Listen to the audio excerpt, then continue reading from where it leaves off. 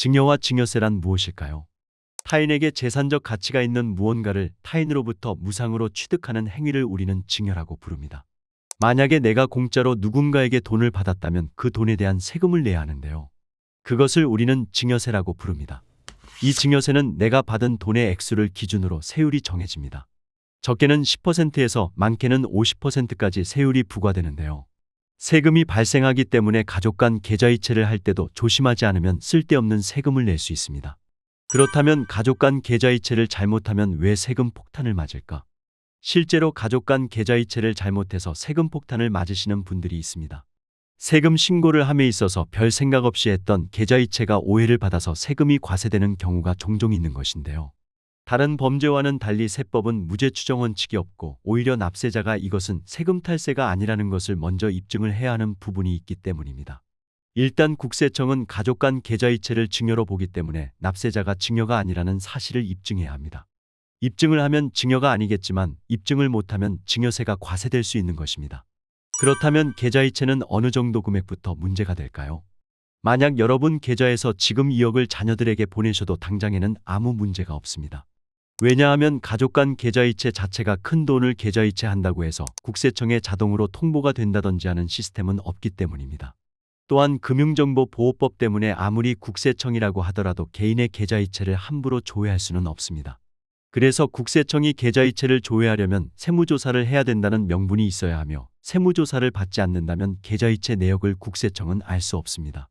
그러나 이런 부분들이 추후에 국세청 세무조사로 발견될 경우 추징이 들어갈 뿐만 아니라 나중에 증여세를 추징당하게 되면 그에 상응하는 가산세까지 물어야 하므로 여간 손해가 아닙니다.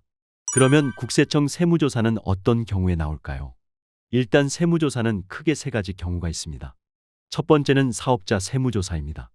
사업을 하시는 분들은 사업의 규모가 크게 되면 세무조사를 받으실 수밖에 없는데 보통 5년에 한 번씩 정기적으로 세무조사가 나오기도 합니다.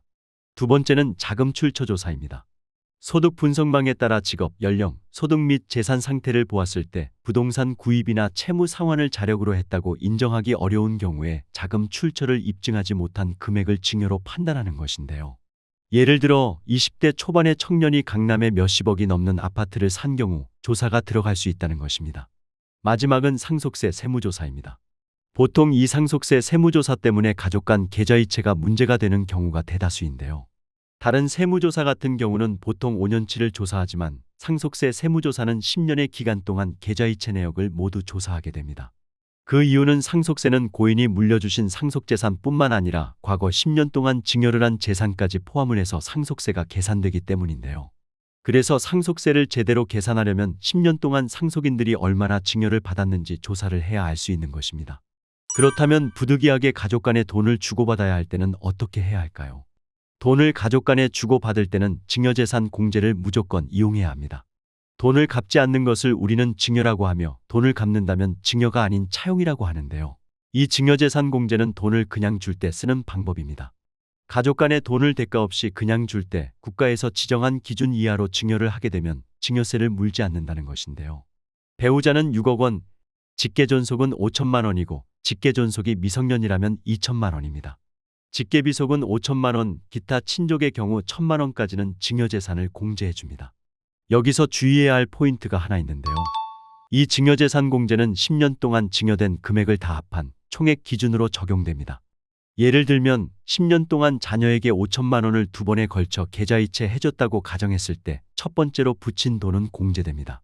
그런데 그 다음에 붙인 돈은 이미 5천만 원을 넘은 상태이기 때문에 공제되지 않습니다. 따라서 두 번째 붙인 돈은 증여세가 부과되는 것이죠. 이 부분 꼭 참고하시기 바랍니다. 그렇다면 가족 간 계좌이체 관련해서 2024년부터 변경되는 것은 무엇일까요? 먼저 결혼자금과 관련된 증여세 공제 기준이 변경될 것으로 보입니다. 간단하게 말씀드리면 결혼자금에 대해서는 직계존속으로부터 증여받은 1억 원을 추가 공제하는 개정안이 발표된 것입니다. 혼인신고일 기준 전후로 각각 2년씩 총 4년간 자녀에게 증여한 돈 1억 원에 대해서 증여세를 추가 공제하기로 했다는 내용입니다. 예를 들어 자녀분께서 2026년 1월 1일에 결혼을 하고 혼인신고할 예정이라고 한다면 2024년 1월 1일부터 2027년 12월 31일까지 기존 5천만 원까지 가능한 증여공제에 1억 원 추가 공제가 가능하므로 총 이 기간 동안에는 1억 5천만 원까지 증여세를 내지 않아도 된다는 이야기입니다.